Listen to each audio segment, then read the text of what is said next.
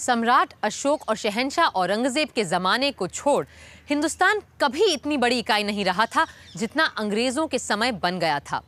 इसके अलावा 552 के करीब छोटी बड़ी रियासतें थीं जो ब्रिटिश इंडिया के साथ कई अलग अलग माहिदों से जुड़ी हुई थीं। सो वक्त जब ब्रिटिश साम्राज्य से आज़ादी का आया तो जहां कई रियासतों को अलग रहना था, वहीं मुस्लिम लीग को मुसलमानों के लिए एक अलग इलाका चाहिए था। और अगर ये ना हो सके तो लीग की मांग थी कि भारत को एक हिंदू और 2 मुस्लिम मेजॉरिटी ग्रुपिंग्स में बांट दिया जाए जो एक ढीले से केंद्र से बंधे हों। यानी कुछ अजब ही नक्शा उभरने लगा था हमारे देश का।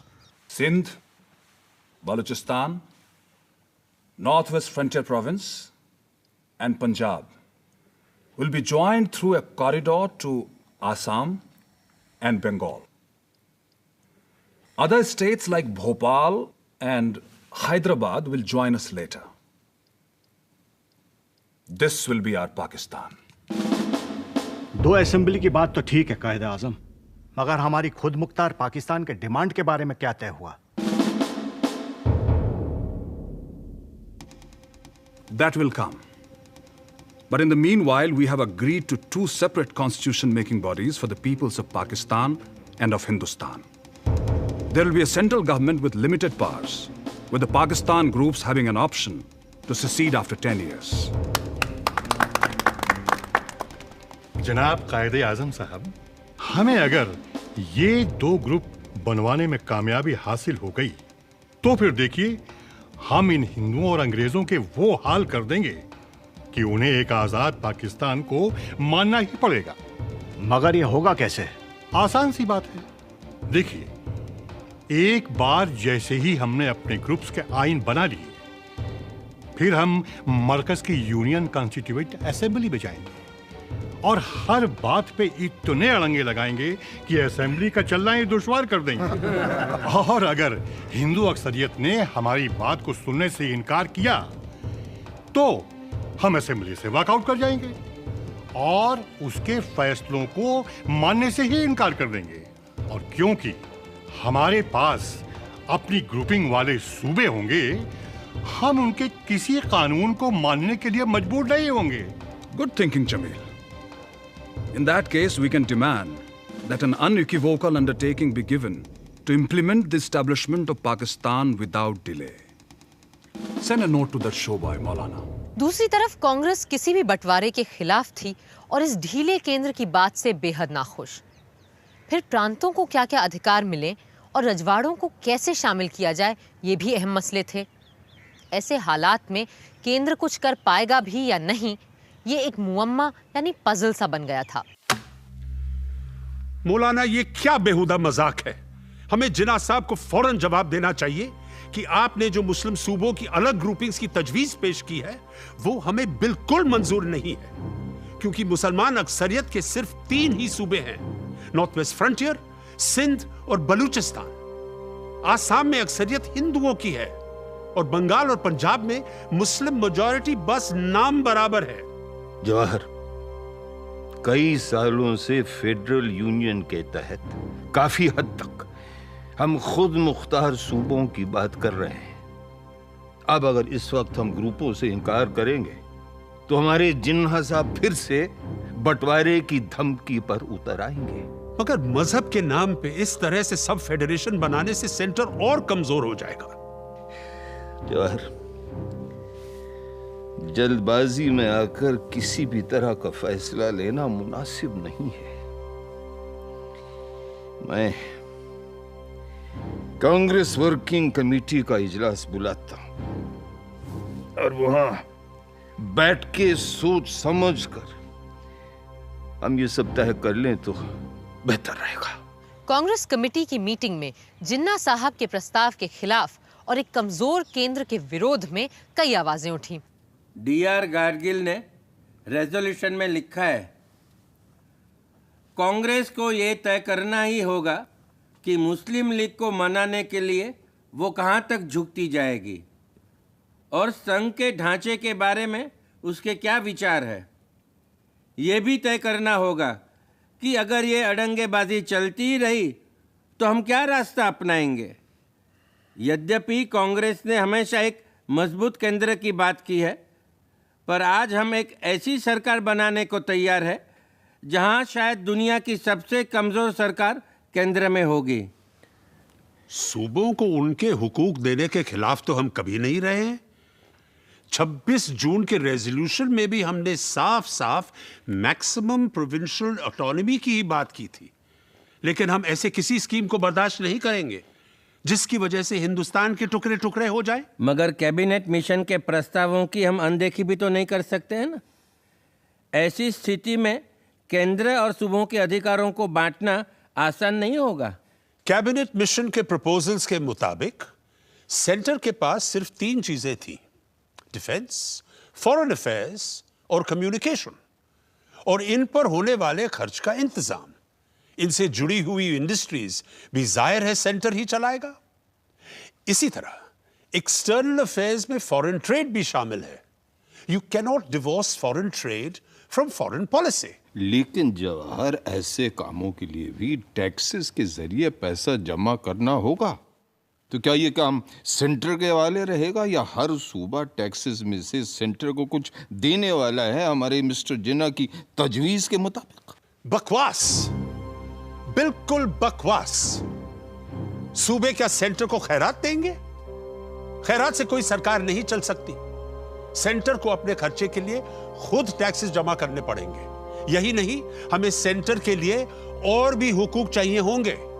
फर्ज कीजिए कि 2 सूबों के बीच झगड़ा हो जाए या अकाल की वजह से इकोनॉमिक ब्रेकडाउन हो जाए, तो लाजमी है इन हालात में सेंटर को दखल अंदाजी करनी पड़ेगी। सेंटर कितना भी कमजोर हो, हमें उसे तरह तरह के हक देने ही पड़ेंगे। पिछले कुछ सालों के वाकयात से यही साबित हो चुका है कि अगर सेंटर मजबूत नहीं होता तो हालात कहीं और ज्यादा संगीन हो सकते थे। फरवरी सन 1947 में ब्रिटिश संसद के इस ऐलान के साथ कि भारत को बहुत जल्द ही आज़ाद कर दिया जाएगा, स्थितियां बहुत बदल गई थीं। अब पाकिस्तान बनने के आसार भी साफ नजर आ रहे थे। ऐसे में पंडित नेहरू ने एक पत्र लिखा और पूरे सदन को वस्तुस्थिति से अवगत कराया। अब जबकि हिंदुस्तान के बंटवारे का फैसला हो चुका है, एक कमजोर केंद्र हमारे लिए बहुत खतरनाक साबित होगा। ऐसा मरकज ना तो अमन व अमान कायम रख पाएगा, ना ही पूरे मुल्क के लिए जरूरी अहम फैसले ले पाएगा, और ना ही इंटरनेशनल प्लेटफॉर्म्स पर मुल्क की पैरवी कर पाएगा। अलबत्ता साथ ही कई मुद्दे ऐसे हैं जिन पर सिर्फ सूबाई इकाइयां ही फैसले ले सकती हैं। इसलिए हमारे आईन का ऐसा फ्रेमवर्क जरूरी है जिसमें फेडरेशन के साथ एक मजबूत मरकज भी हो। इसलिए सेंटर और सूबों के हकों के बंटवारे के लिए 3 फहरिस्तें होनी जरूरी हैं: मरकजी, सूबाई और मिली जुली, यानी the federal, the provincial and the concurrent. 3 लिस्टें जो पेश की गई थीं कुछ इस तरह थीं। केंद्र की सूची में रक्षा, सेनाएं, विदेश संबंध और व्यापार, डाक, तार, रेलवे, जहाज रानी, वायुसेवा, बैंकिंग, इंश्योरेंस, पेट्रोलियम, केंद्रीय कर, आयात कर आदि आदि के साथ केंद्र संचालित पुस्तकालयों, संग्रहालयों और बनारस हिंदू और अलीगढ़ मुस्लिम यूनिवर्सिटीज जैसे संस्थान समेत 87 विषय थे। वहीं प्रदेश की लिस्ट में शांति व्यवस्था, पुलिस, जेल, स्वास्थ्य, कफन दफन, कृषि, जल संसाधन, मत्स्य पालन, भूमि, जंगल, खाद्य पदार्थ, इन सब पर लगने वाला कर, चुंगी और स्थानीय प्रशासन, शिक्षा आदि आदि जैसे 57 विषय रखे गए थे।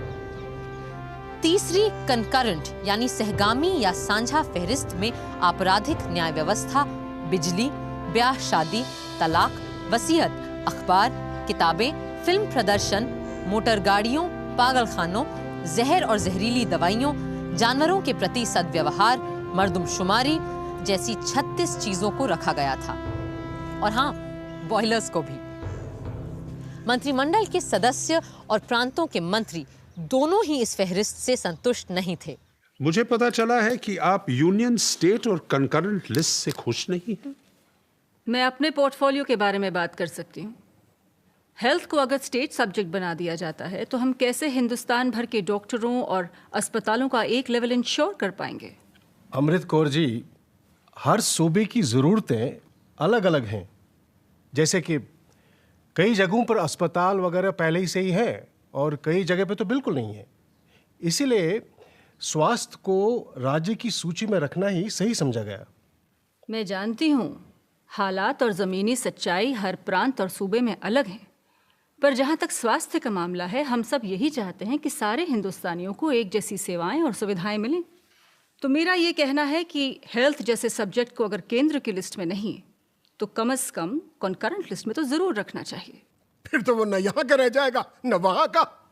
पंत साहब का बस चले तो कंकरेंट लिस्ट को अबॉलिश ही कर दें। तो ये बताइए, फिर हेल्थ को सेंटर की लिस्ट में क्यों ना लिया जाए? 87 चीजें तो रख ली हैं आपने केंद्र की सूची में, इसे भी ले लीजिए। जवाहरलाल जी, जब तक प्रांतों को आप कुछ जिम्मेदारी देंगे नहीं, सूबे जिम्मेदारी लेना सीखेंगे कैसे? कांग्रेस ने हमेशा विकेंद्रीकरण की बात की थी, पर अब जब अमल का समय आया है, हम झिझक क्यों रहे हैं? वैसे भी मेरा मानना है कि भारत जैसे विशाल देश को केवल दिल्ली से नहीं चलाया जा सकता है। आज़ादी के 6 दिन बाद 21 अगस्त 1947 को संविधान सभा ने केंद्र और प्रांतों के बीच अधिकारों के बंटवारे के लिए यही 3 सूचियां पारित की। कमोबेश आज तक केंद्र और राज्यों के बीच काम के बंटवारे का आधार यही 3 फहरिस्तें हैं। मगर केंद्र और सूबों के बीच का अंतर संबंध क्या होना चाहिए और केंद्र कितना शक्तिशाली होना चाहिए, इन प्रश्नों पर गहराई से सोच रहे थे doctor Ambedkar. However much you may deny powers to the center, it is difficult to prevent the center from becoming strong. Conditions in the modern world are such that centralization of powers is inevitable. On the other hand, we must resist the tendency to make it stronger.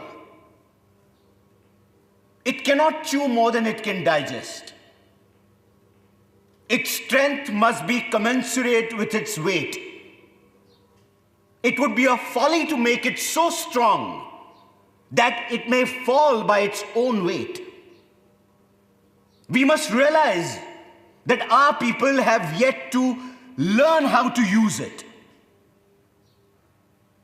Democracy in India is only a top dressing on an Indian soil, which is essentially undemocratic.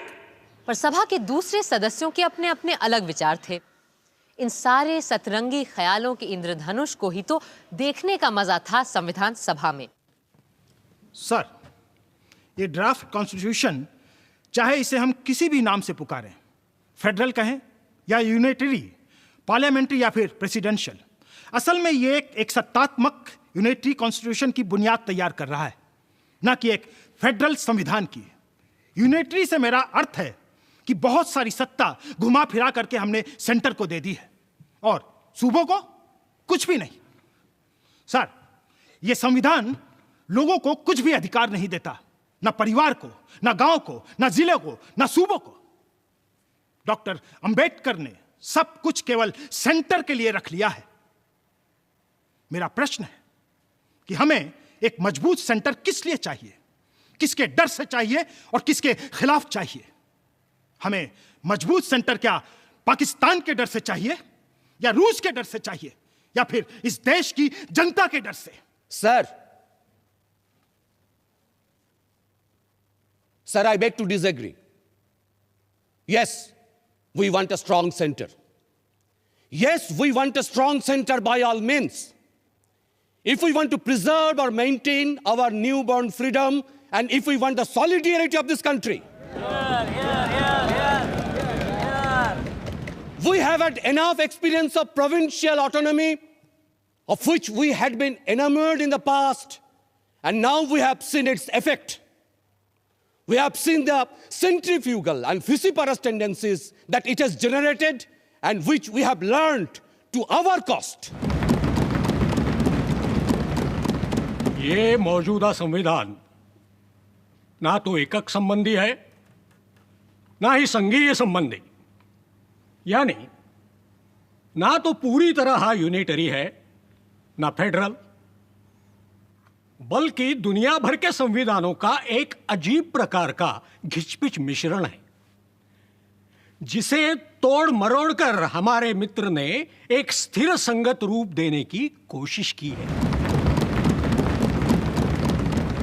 जो सूबे ये शिकायत कर रहे हैं कि केंद्र की सत्ता को हमने बहुत ज्यादा पावर दे दी है और उनसे बहुत से अधिकार छीन लिए गए हैं, वो प्रदेश तो खुद पावर के नशे में आकर शहरों और जिलों के निकायों को कोई अधिकार देने को तैयार नहीं है।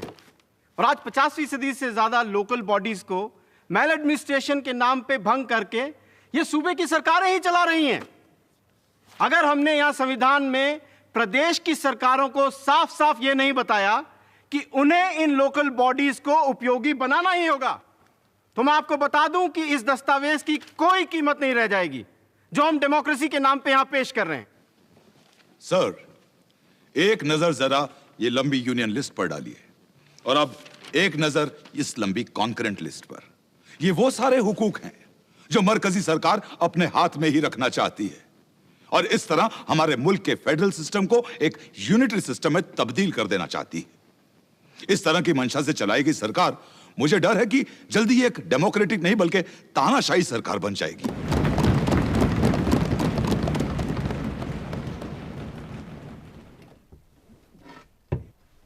Honorable member can remain seated while speaking if he so wishes. Thank you, sir. I should like to express my emphatic dissent from Dr. Ambedkar's observation that democracy in India is only a top dressing on Indian soil. 3 criticisms of the draft constitution range under the following heads. Criticism 1, the center is made too strong at the expense of the units. Criticism 2, the existence of a large list of concurrent subjects might lead to the center encroaching upon the provincial sphere. And criticism 3, the constitution does not give sufficient importance to village communities. Sir, a brief survey of the draft constitution must convince the members that it is based upon sound principles of democratic government. It is well to remember that a constitution is, after all, what we make of it. किसान नेताओं और गांव जमीन से जुड़े लोगों के लिए किसी संवैधानिक भाषा से ज्यादा जरूरी सवाल थे खेतीबाड़ी, अनाज और भूख। सर, यदि आप भारत में सभी चीजों का, जिनमें कृषि की अर्थव्यवस्था भी शामिल है, प्लान्ड विकास चाहते हैं, तो यह आवश्यक है कि कृषि के विकास, विचार और कृषि की अर्थव्यवस्था को हम राज्यों नहीं बल्कि केंद्र की सूची में रखें।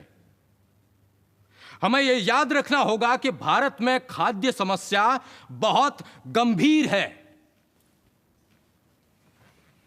जनाब वाइस प्रेसिडेंट साहब, मैं इस फेडरलिज्म के खिलाफ हूं।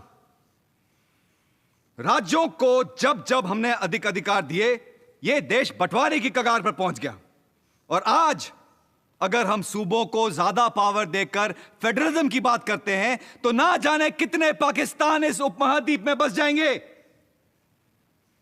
अगर हमने फेडरलिज्म को अपनाया, तो हम वही कर बैठेंगे जो हमारे विदेशी देश चाहते हैं कि हम करें।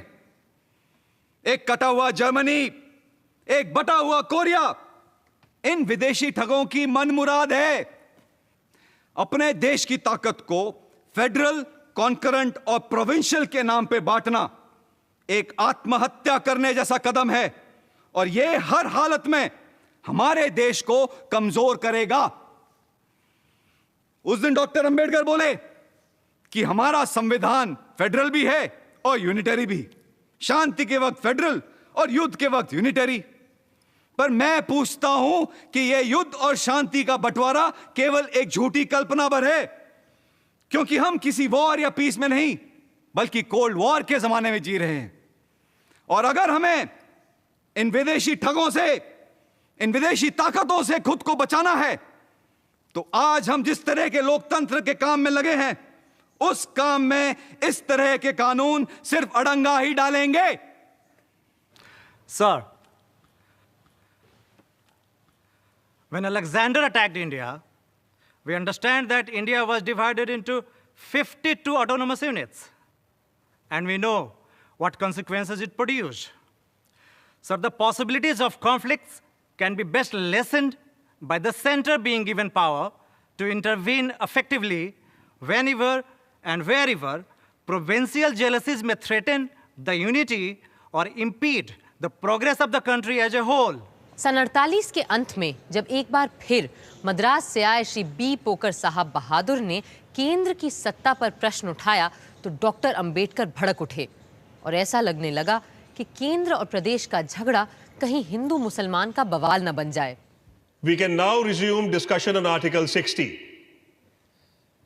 Is Poker Sahib Bahadur in the house?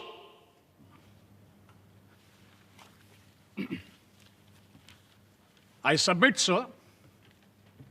Now, after we have won freedom, to do away with provincial autonomy and to concentrate all the powers in the center really amounts to totalitarianism, which certainly ought to be condemned. Therefore, I submit that at least with reference to matters in the concurrent list, even though the center may have legislative power, the executive power with reference to those subjects should be left to the provinces. I'm afraid Mr. Poker Sahib is raising a controversy. Is it not a fact that whips are being issued over such questions? That may be so. That, I said, is the position as I understand it. Now, sir, it must have been noticed, and I say it merely as a matter of fact and without any kind of insinuation in it at all, that a large number of members who have spoken in favor of the First Amendment to ensure more powers to the states are mostly Muslims. No.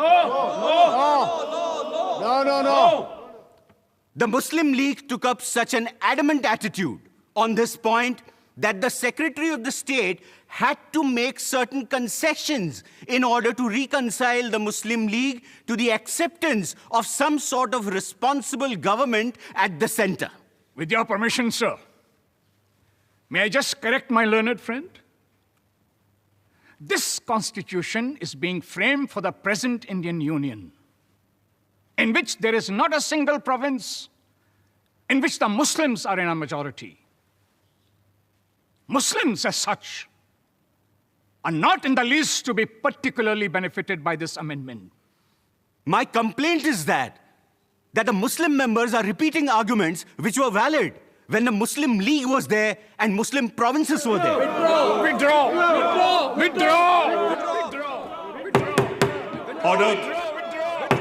Order. There is ample justification for a proviso of this sort, which permits the center in any particular case to act unilaterally. Supposing the center makes a law prescribing a certain penalty, certain prosecution for the obstruction caused to the untouchables in the exercising of their civic rights. Supposing a law like that was made, and supposing that in a particular province, the sentiment in favor of the abolition of untouchability is not as genuine, as intense, nor is the government interested in seeing that the untouchables have all the civic rights which the Constitution guarantees. Is it logical?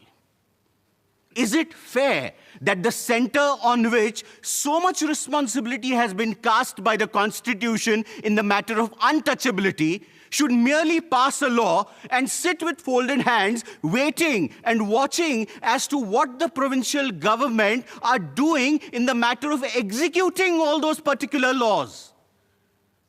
Should not the center which enacts a law of this character have the authority to execute it? I would like to know if there is anybody who can say that on a matter of such vital importance, the center should do nothing more than enact a law. इसके बाद सबसे जोरदार बहस इस बात पर हुई कि क्या केंद्र को ये हक बनता है कि वो जब चाहे प्रदेशों में चुनी गई सरकार को बर्खास्त करके वहां केंद्र का शासन लागू कर सके, और अगर ये जरूरी हुआ तो हमारे संविधान में किन सावधानियों का रखा जाना आवश्यक है। आज तक सेंटर स्टेट रिलेशनशिप में ये मुद्दा जब तब उठता ही रहता है। Sir, why should we presume that the states will assume such an anti-national attitude? Particularly the wording, in the national interests, Parliament should make laws, is something which implies that the center requires Parliament to legislate in such matters of national importance which the states are not prepared to pass. I do not think that the article is at all necessary. Sir, I should like to put a pointed question to Dr. Ambedkar. For instance, now there is a situation prevailing in the state of Hyderabad and in Madras Presidency. In some of the border areas of these two states, there is a disturbance of public peace. I would like to ask whether it will be proper under similar circumstances for the center to intervene and take over the entire portfolio of law and order from the two states concerned and step in. Sir, I'm sure that it will be a mockery of provincial autonomy if such a thing happens. The first change that is to be noted is that the president is to act on a report from the governor or otherwise. The original article merely provided that the president should act on the report made by the governor. I think as a necessary consequence to the introduction of this article, we must also give liberty to the president to act even when there is no report by the governor and when the president has got certain facts within his knowledge on which he thinks he ought to act in the fulfillment of his duties. Doctor Ambedkar ने बात बड़ी सफाई से रखी, मगर socialist नेता HV Kamat साहब कहां सुनने वाले थे। मुझे भविष्य साफ नजर आ रहा है कि आंतरिक कलह रोकने के नाम पे केंद्रीय सरकार सूबों की स्वतंत्रता को ध्वस्त करने जा रही है और प्रांतों की आजादी को खत्म करने की तैयारी कर रही है। पहले तो राष्ट्रपति को अधिकार होगा कि केवल राज्यपाल की रिपोर्ट पर ही नहीं बल्कि अन्यथा भी यदि उसे सही लगे तो वो राज्य सरकार के खिलाफ कदम उठा सकता है। ये अन्यथा है क्या, शायद केवल ईश्वर ही जानता है। वैसे भी पहले ही हमने यह तय कर दिया है कि राज्यपाल को तो राष्ट्रपति ही नियुक्त करेगा। अगर ऐसा है तो क्या राष्ट्रपति को खुद अपने नियुक्त आदमी पर भरोसा नहीं होना चाहिए क्या? अगर अपने ही लोगों पे राष्ट्रपति को भरोसा नहीं है तो फिर छोड़ दो ये सरकार, बोरिया बिस्तरा बांधो और घर जाओ अपने अपने। ये संविधान सभा भी बर्खास्त करो और चलो अपने अपने घर सब। ना, मैं ऐसे किसी कार्य व्यापार का हिस्सा नहीं बनना चाहता। यहां जो हो रहा है गलत हो रहा है। मैं भगवान से प्रार्थना करूंगा कि वो इस सदन को सद्बुद्धि दे कि वो अपने गलतियों बेवकूफियों को देख सके और जो अपराध यहां कर रहे हैं उनको समझ सके। This is a criminal transaction. Criminal? What is the crime? यह एक संवैधानिक जुर्म होगा अगर राष्ट्रपति को अधिकार दे कि वो हर बात में टांग अड़ा सके, न सिर्फ राज्यपाल की रिपोर्ट पर बल्कि किसी अन्य कारण से भी। ये अन्य, ये अदरवाइज मात्र शब्द नहीं बल्कि एक शैतान है और इस संदर्भ में तो ये एक बिल्कुल बेहुदा शब्द है। सर, मैं चाहता हूं कि एक नुक्ते पर रोशनी डाली जाए। अगर खुदा ना खास्ता किसी सूबे के गवर्नर को कोई कैद कर ले तो वो कैसे राष्ट्रपति महोदय को अपनी रिपोर्ट भेज पाएगा? गवर्नर को गिरफ्तार नहीं किया जा सकता। माफ कीजिए, गिरफ्तार ना सही, कोई उन्हें अगवाई कर ले तो भाई कैसे आएगी रिपोर्ट राष्ट्रपति जी के पास? जनाब, अगर ऐसी स्थिति पैदा हो जाती है तो धारा 257 तो है ना हमारे पास। जिसके चलते बिना राज्यपाल की सलाह के भी केंद्र प्रोक्लेमेशन जारी कर सकता है। यानी राष्ट्रपति बिना गवर्नर की रिपोर्ट के भी अपने विवेक के अनुसार कदम उठा सकता है और राज्य की सत्ता अपने हाथों में ले सकता है। Sir, let us have a little realism about our discussions and about our constitution making.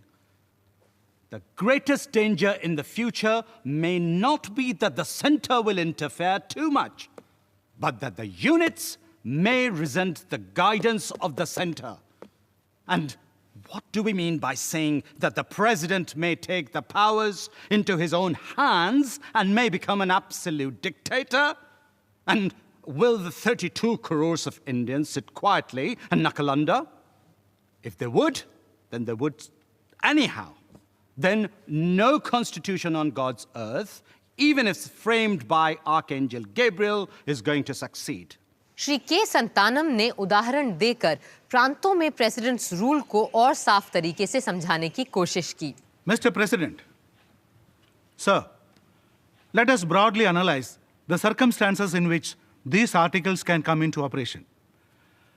There may be a physical breakdown of the government in the state, as for instance, when there is widespread internal disturbance or external aggression, or for some reason or other, law and order cannot be maintained. Then there may be a political breakdown. This is a point which requires careful analysis. A political breakdown can happen when no ministry can be formed, or the ministries that can be formed are so unstable that the government actually breaks down. Then there is the third contingency of economic breakdown.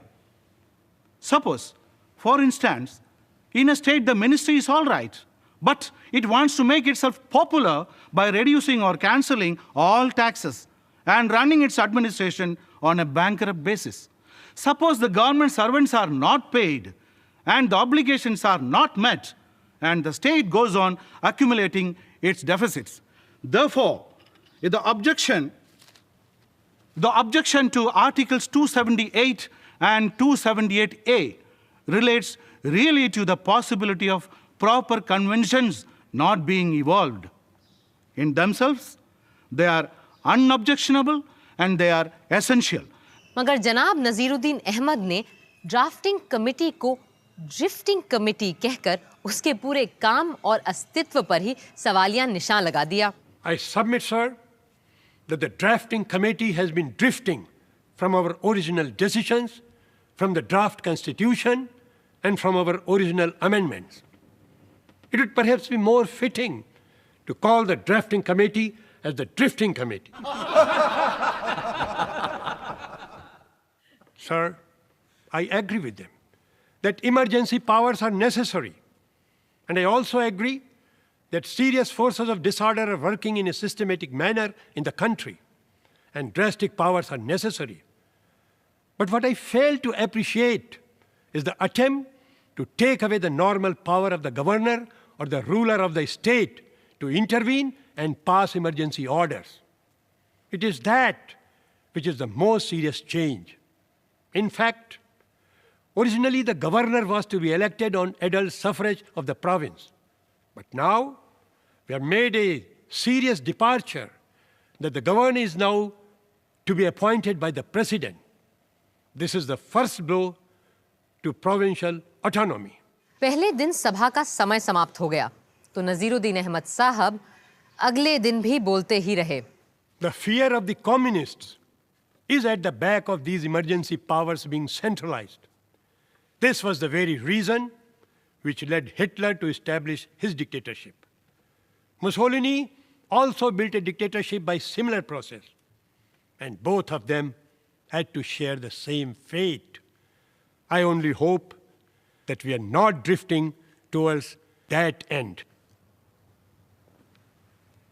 महोदय, आज़ादी जब आती है तो अपने साथ ढेर सारी दुश्वारियां भी लाती है जिनका एक देश को सामना करना पड़ता है। जैसे बंगाल में आज अराजक तो बड़े सक्रिय हो रहे हैं, यही हाल मद्रास का है। हैदराबाद में भी यही सब चलता देखा जा रहा है। ऐसे में सवाल पैदा होता है कि ये किसकी जिम्मेदारी है कि फौरन इस सब को रोका जाए। हमें मौके पे मौजूद लोगों पर ही भरोसा करना पड़ेगा। हमने हर सूबे के लिए गवर्नर को नियुक्त किया है। हम इन गवर्नरों को मोटी तनख्वाह देने जा रहे हैं और भी तमाम लाओ लश्कर ऐशो आराम। हम उन्हें संविधान के हिसाब से राज्य में ऊंचा ओहदा भी दे रहे हैं। पर अगर इस सब के बावजूद हम इन गवर्नरों को सिर्फ सजावट का सामान बनाकर रखेंगे और उन्हें आपातकाल के लिए कोई अधिकार नहीं देंगे तो सब बेकार है। अगर ऐसा है तो हमें इस पद का नाम थोड़ा बदल कर इन्हें गवर्नर नहीं, गोबरनर ही बुलाना चाहिए। केंद्र और राज्यों के संबंधों को लेकर हर विचार, डर, खतरे और जिम्मेदारी पर गौर किया था संविधान सभा ने, और अंत में सारे सुझावों, शंकाओं और प्रश्नों का जवाब दिया डॉक्टर भीमराव अंबेडकर ने। With regards to the general debate which has taken place, in which it has been suggested that these articles are liable to be abused, I may say that I do not altogether deny that this is a possibility. But that objection applies to every part of the Constitution which gives powers to the center to override the provinces. The proper thing we ought to expect is that such articles will never be called into operation and they would remain a dead letter. If at all they are brought into operation, I hope the President, who is endowed with these powers, will take proper precautions before actually suspending the administration of the provinces. I hope the first thing he would do would be to issue a warning. If that warning fails, the second thing for him to do will be to order an election allowing the people of the province to settle matters themselves. It is only when these two remedies fail that he would resort to this article. I do not think we could then say that these articles were introduced in vain or that the president had acted wantonly. उधर गांधीवादी लोग एक अलग ही तरह के भारत की कल्पना कर रहे थे और महात्मा गांधी के एक अनुयायी श्रीमान नारायण अग्रवाल साहब ने सन 1945 में ही बापू के विचारों को पढ़ के, समझ के और उनसे बात करके एक गांधीवादी संविधान का मसौदा तैयार कर दिया था। संविधान बनाते समय याद रखने की पहली चीज ये है कि जिस बात का संबंध सबसे हो उसे सब मिलकर ही तय करें। पर इस तरह लोकतंत्र किस दिशा में जाएगा बापू? उस दिशा में जहां अहिंसा हो और विकेंद्रीकरण हो। जनतंत्र की परिभाषा मेरी समझ में वो राज है जिसमें हर दीनहीन के पास वो अवसर हैं जो सबसे शक्तिशाली के पास भी हो, और हिंसा के बल पे ऐसा कभी नहीं हो सकता। और इसलिए आप मानते हैं कि भारत के भविष्य का संविधान सुगढ़ सुचालित ग्राम सभाओं पर आधारित हो, जो प्रजातंत्र को सीधे और अच्छे तरीके से चला सकें, जहां मनुष्य और पर्यावरण पर अहिंसा वाली ग्राम शिल्प की संस्कृति और अर्थव्यवस्था हो, और मनुष्य से सीधा संपर्क और संबंध हो। गांव के गणराज्य ही स्वराज की मूल इकाई होनी चाहिए, जिनके पास सारे सामाजिक, आर्थिक और राजनीतिक निर्णय लेने की पूरी स्वतंत्रता हो।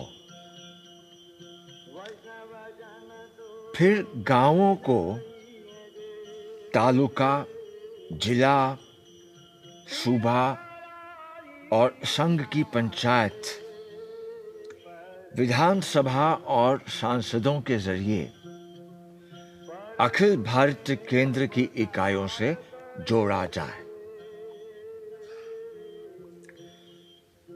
सही समन्वय बनाना होगा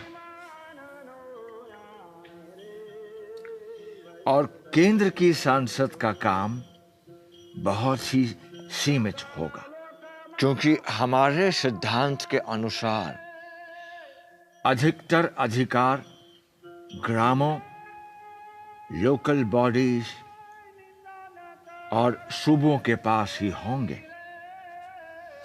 ठीक कह रहे हैं बापू आप।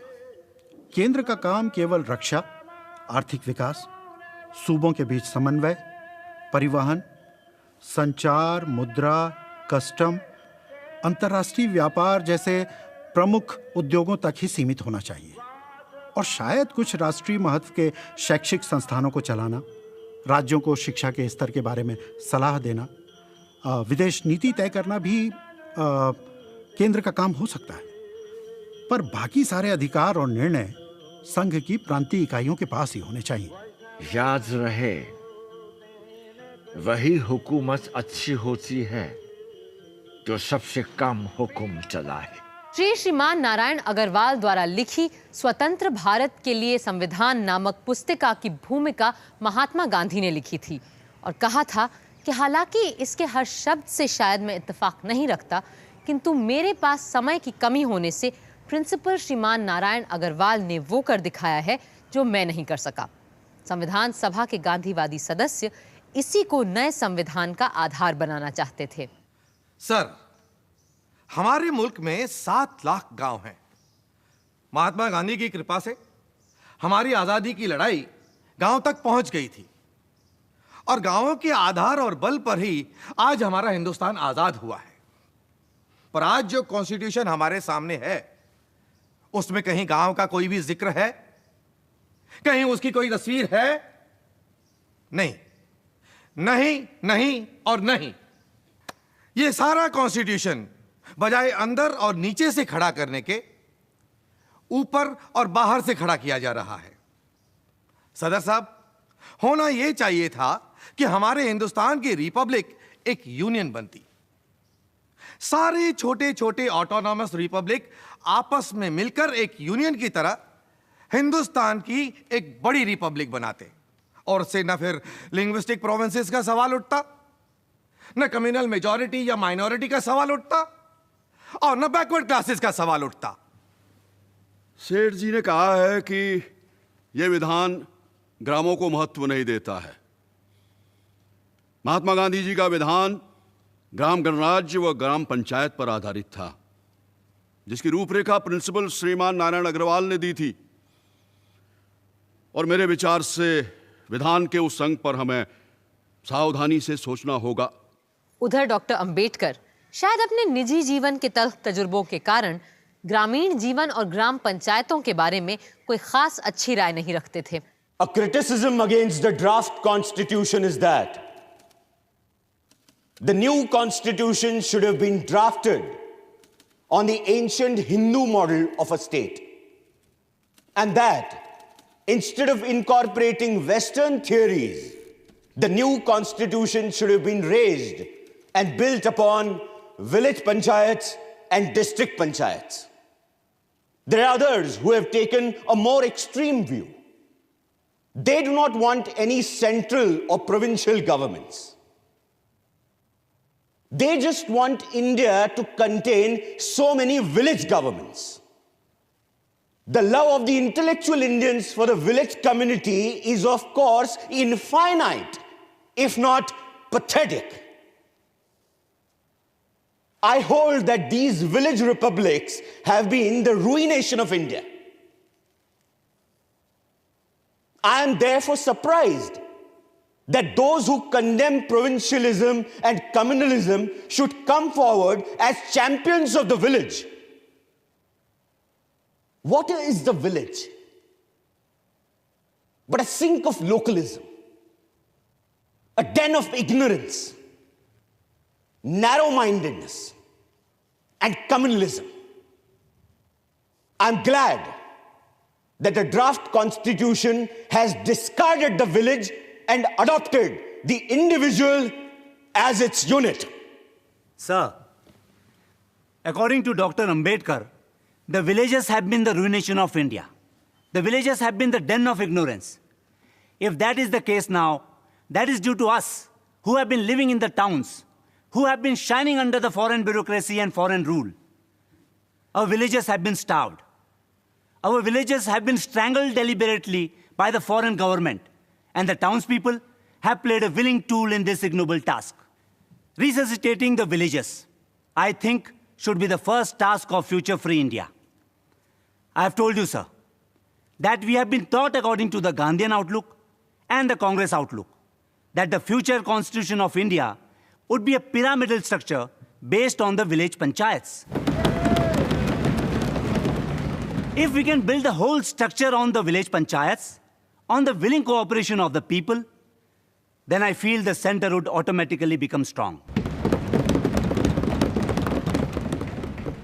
Sir, I'm sorry that Dr. Ambedkar went out of his way to speak about village panchayats and say that they did not provide the proper background for a modern constitution. I think that in spite of revolutions and changes, they have preserved Indian life, but for them, India will be a chaos. I wish that some statutory provision had been inserted regarding village autonomy within proper limits. For local autonomy for each village must constitute the basic framework for the freedom of this country. I do not want to say anything more than what Dr. Ambedkar has said. He is a bit too pessimistic. I do not agree that we can never reform the villages and develop them for self-government. This country will ultimately consist of a number of village republics, autonomous as far as possible, knitted together into a number of states with a union at the center. मौलाना हसरत मोहानी हरदम की तरह इस बात पर भी Soviet रूस को भारत में खींच हिलाए। ये कहना गलत नहीं होगा कि मैंने महात्मा गांधी के सामने एक तजवीज़ पेश की थी और उसके तहत उन्होंने सोवियत रूस के आइन के 2 नुक्तों की हामी भी भरी थी। पहला नुक्ता था काम करो और वोट भरो, और दूसरा कि पहली इकाई गांव का सोवियत रहे। उन्होंने उस पर फरमाया था कि सोवियत संघ का आइन कांग्रेस वर्किंग कमेटी का आइन से काफ़ी मिलता है, इसलिए अगर गांव पंचायत की तजवीज़ छोड़कर हम गांव सोवियत की तजवीज़ अपनाएं तो ये सारे पचड़े जो हमारे आइन में हैं, इस और उस माइनॉरिटी के हुकूक को लेकर सब गायब हो जाएंगे। I beg to move that in the directive principles, the following new article be added. That the state shall take steps to organize village panchayats and endow them with such powers and authority as may be necessary to enable them to function as units of self-government. What powers should be given to a village panchayat, what its area should be, and what its function should be will vary from province to province.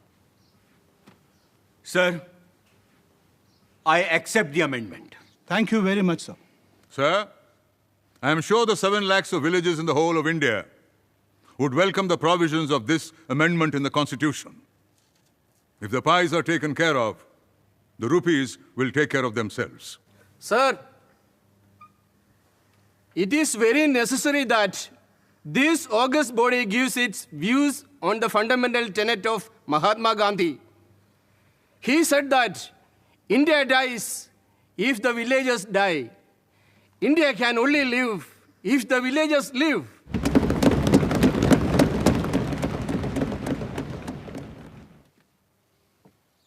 Sir, as I accept the amendment, I have nothing more to add. और इस तरह गांव और ग्राम पंचायतों को हमारे संविधान में स्थान देना ही पड़ा डॉक्टर अंबेडकर को। पर असल में ये झगड़ा न शहर गांव का था, ना ही महात्मा गांधी और डॉक्टर अंबेडकर के दृष्टिकोण का। ये मतांतर बिल्कुल उसी तरह का था जैसा ड्राफ्ट कॉन्स्टिट्यूशन के आर्टिकल 1 पे हुई बहस में देखने को मिला था, जहां कुछ लोग हिंदुस्तान का नाम भारत रखना चाहते थे और कुछ इंडिया। पर अंत में जीत समन्वय की हुई और हिंदुस्तान का नामकरण हुआ इंडिया दैट इज भारत।